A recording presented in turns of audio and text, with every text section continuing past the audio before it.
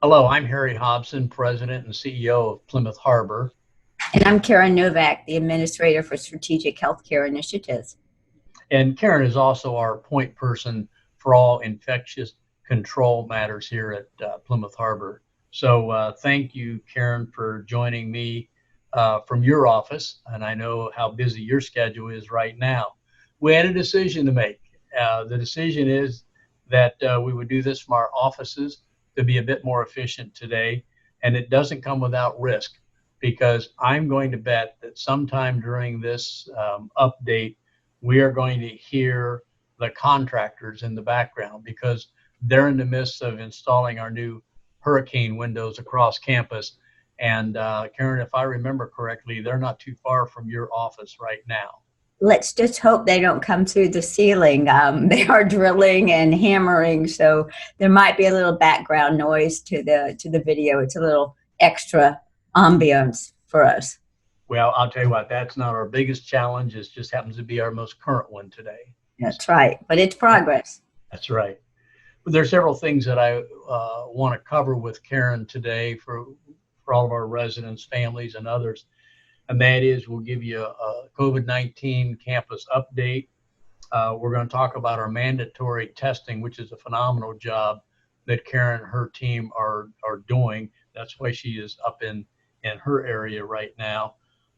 Summer Wrench, our director of wellness programming, she's asked me to make an announcement regarding our wellness program, which is going very well right now, I might add. And then we'll talk about our no visitation policy and why that's in effect and how long that's likely to be in place. So Karen, why don't we go ahead and get started with the COVID-19 update, what's going on campus right now? Sure. Like our community, how we're seeing that surge in numbers. I think we're experiencing just a little bit of a increase in the numbers that we have here at Plymouth Harbor.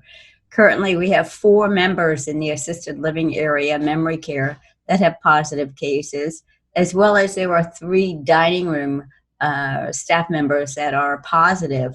But unlike the ALF staff, they are working on their negative tests. So we're hoping that their second and final test for all 3 of them will come back negative so we can have them back on board. We've really missed them. And from a resident perspective? The residents, we still have no residents that are positive. So we thank you very much for keeping those masks on and maintaining that social distance. This, above all, is 2 of the interventions that we all can do each and every day to really help prevent that transmission of that virus. Well, Karen, I think that's proof. If anyone wants to know the importance of the social distancing and wearing of the face mask, I think the proof is right there. We're doing very, very well among our resident population. So again, I join with you in thanking everybody for their cooperation. It's been a tough weekend here in the state of Florida. Saturday, we had 11,000 cases, the most in any of the United States. And believe it or not, Florida carries 20% of all of the nation's cases on that particular day.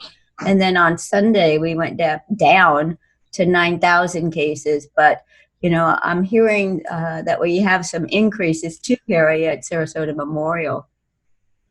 Karen, let me follow up on that. I received an email here earlier this morning. If you're aware, I serve on the strategic planning committee at Sarasota Memorial Hospital, and we were to have an extremely important meeting later this week to go over some things.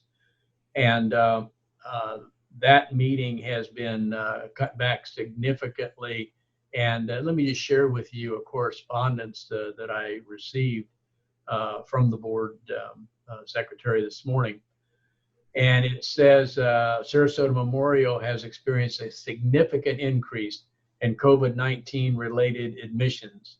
They say that they're currently caring for 78 total COVID patients, 17 of which are in their ICU. The number of patients has more than tripled over the past 2 weeks and more than doubled over the last week. And the number of patients in ICU has more than doubled in the past 2 weeks.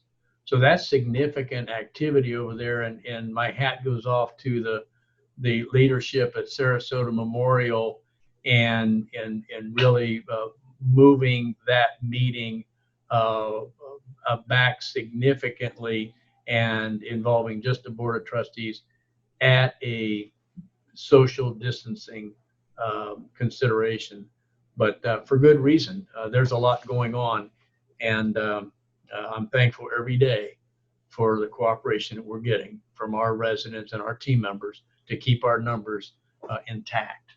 Absolutely. You know, it was kind of difficult too, I'm sure, for a lot of people over this past weekend since it was holiday and families tend to get together and those barbecues get going.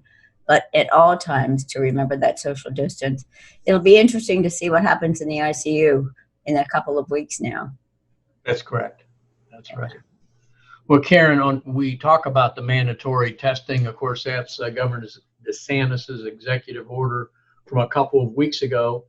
And essentially, that means that we're going to have all of our team members wall to wall on campus have to be tested for COVID-19, and that'll be done every 2 weeks. Give us a flavor for the numbers of team members that are going through that now. And I know that Erica, our RN, came to see me yesterday and gave me the test. So I'm waiting on my own results right now.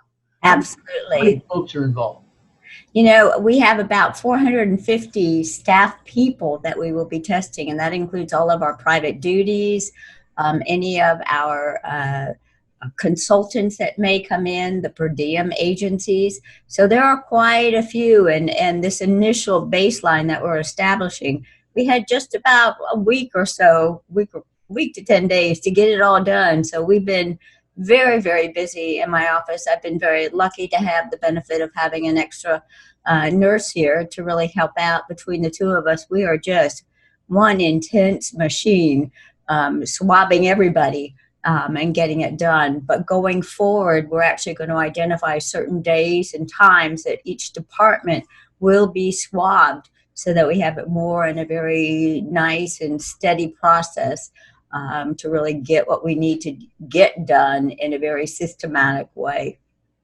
An amazing job that you and your team are doing. Karen, occasionally I'll receive a question from a resident wanting to know if they can be tested.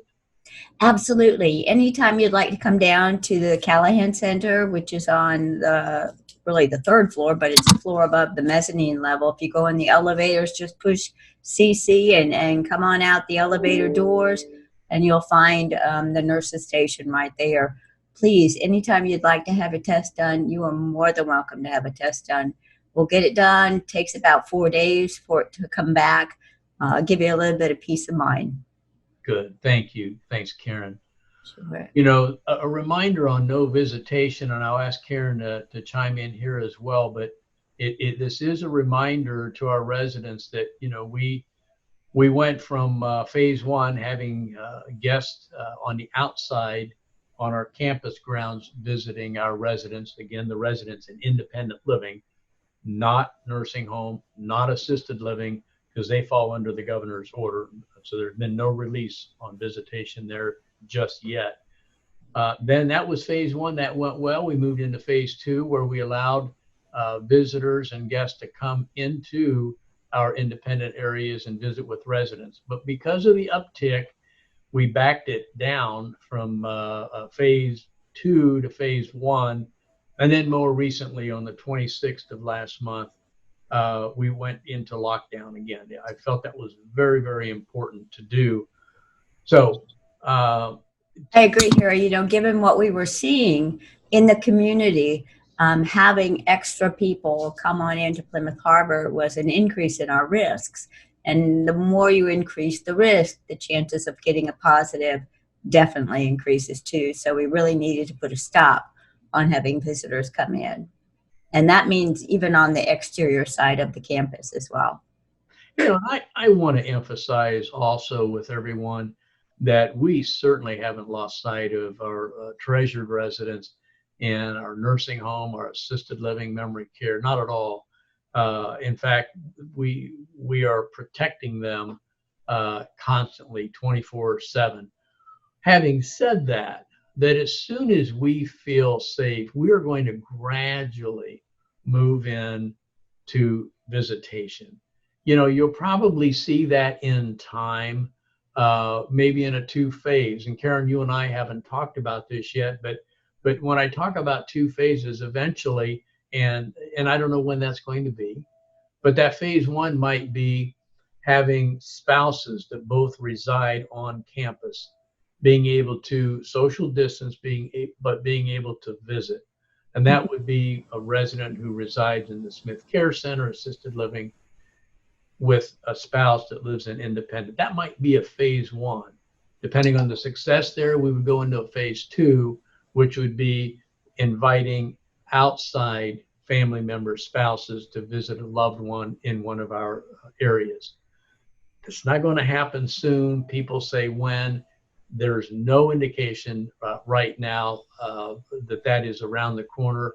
So I always kind of keep things in mind like, okay, probably the next checkpoint might be around Labor Day, that you'll hear some discussion about that. Any comment on that? I think we all recognize what, humans need, and that's a sense of intimacy, and that socialization. And for spouses that have been together for 50, 40, 60 years, it's very, very difficult to not be able to see somebody for an extended period of time, which can set in some kind of depression. So we recognize that, but we also know that we have to keep our residents safe. And it's not the most fun thing that you and I have to decide, and as well as senior leadership, but it's one of those necessary steps that we have to really take so that we do indeed keep everybody safe. But we know, and we're working on a solution to make it happen. And I want our residents, I want their families to know that they are receiving loving care by every team member here. And I know the team members that are watching this would agree with that. So please have that peace of mind that you couldn't be in a better place than Plymouth Harbor, and there's a lot of loving care going on over there every day. Absolutely. We are the best. That's right. It's because of the heart. Yep. Karen, as I mentioned before, Summer asked me to, just as a reminder, the Wellness Center, we successfully got through phase one opening. That opened a lot of our amenities on the outside: bocce ball court, kayak loan program, outdoor pool and deck, art studio, and wooden craft shops. All that went beautifully, and it's going well. Then on the 29th of June, we moved into phase two. And again, I'll pause when I say indoor therapy pool, because I can hear the residents applauding every time I say that.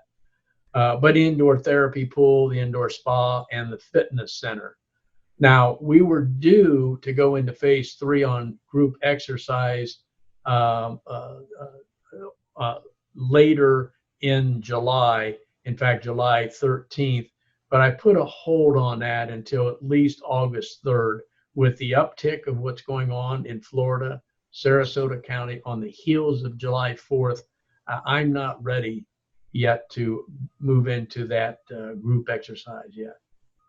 Sometimes it's really good just to sit back for a bit, assess the situation, and then really develop that plan thoroughly. I would agree. And I think there was just really one last, on the Wellness Center, again, Summer wanted me to remind everybody, the resident portal is open. It's got the reservations portal there. Please use it as much as you can, okay? On the other hand, if you need to call for reservation, you can also do that at extension 365. Use the portal when you can, but 365 on your telephone is also an access point. And let me just mention one last thing, and that has to do with the beauty salon. And I know there's different rumors going around. Here's what's happening in the salon, okay? No different than we talked about in the past. The beauty salon in independent living, Wendy Pop and her team, they are functioning, and they are continuing to function here in the Tower building at Plymouth Harbor. Now, under the governor's executive order, we cannot have outside contractors in the nursing home or assisted living. So therefore, we cannot open those two salons. So that's the reason Wendy and her team are not over there at this point in time.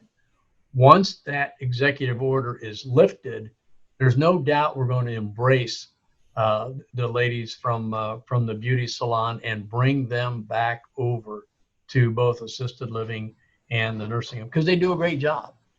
And they've done it for way over 30 years, Wendy and her mother before her.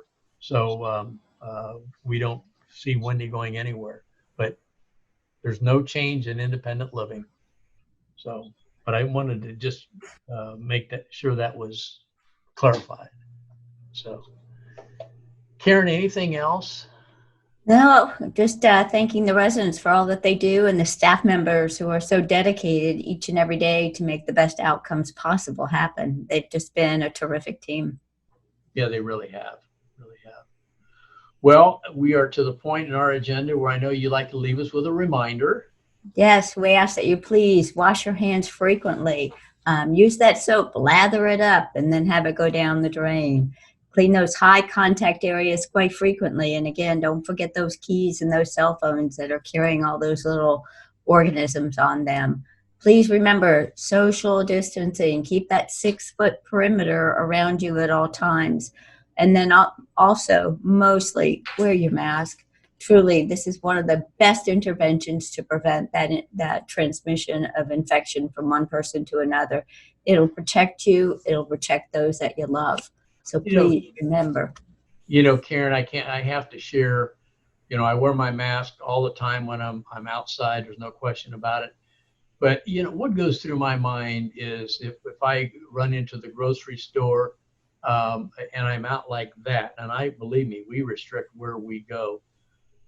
We're diligent in wearing our mask. But then when I see somebody not having their mask, I think to myself, I'm doing this for you. Okay, can't I ask you to please wear your mask to protect me? It just seems like that's a better relationship to have. So I'm amazed when I see people that don't have their mask on.